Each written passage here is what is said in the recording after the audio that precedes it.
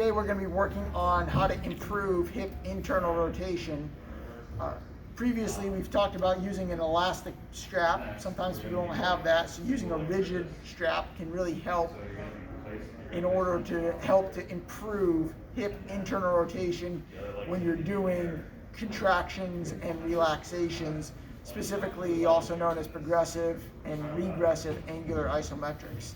The traditional method is doing it in a 90-90 position, but oftentimes people I find are unable to get into that position, or they get compensation through their pelvis and or through their lumbar spine as a means of compensation because they can't actually get into the said position. So if we want to improve capsular space within the joint and keep the hip in a flexed and internally rotated position, then we're going to kind of utilize the leveraging of the strap to help us out with that. Okay, so I'm going to first lasso it around the ankle and or foot.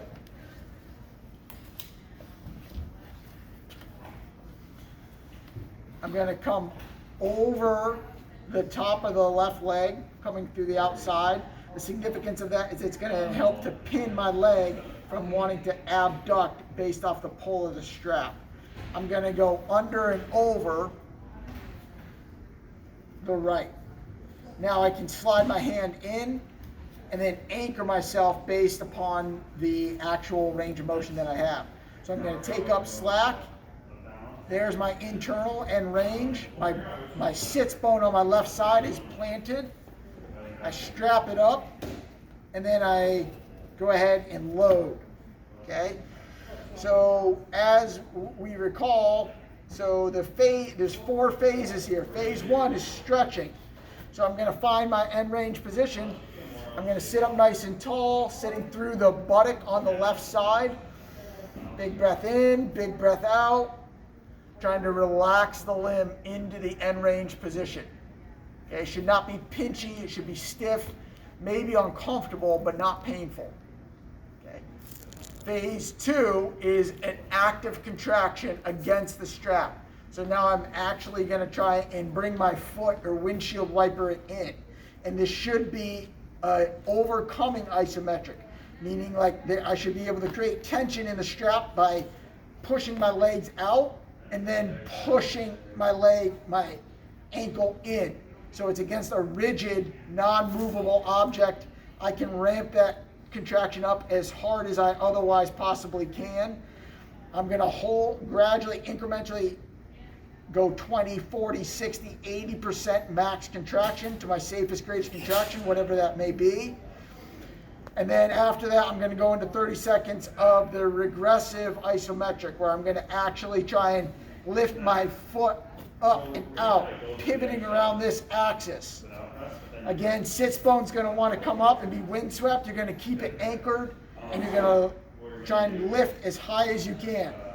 Keep going, keep doing it. 30 seconds, as hard as you can. Hold it as long as you can. And once you fatigue, you take up slack in the strap. I relax said contraction, and I try and own that new position that I've just achieved. Okay, so this is superior to that of just passive stretching. Passive stretching gets passive results. If you add in the combination of the isometrics, you're going to actually be changing tissue architecture as your deep-seated external and internal rotators pull directly on the capsule, putting tensile loads in there, creating fibrogenesis, and stimulating the fibroblasts for more long-lasting change rather than just a temporary relief of you otherwise feeling as though your hip can move better. And then our pre and post test, so typically I have a little bit more internal rotation, at least actively on my right side. And so if we just do a quick retest, so there's end range. And then if I come up to the left, I can get a little bit further, though I get a little bit of cramping in the hip muscles as they really work at end range. It's definitely different than what it is on my right. So the more frequent you can put these inputs into your body, the more rapid and more sustainable the results will be.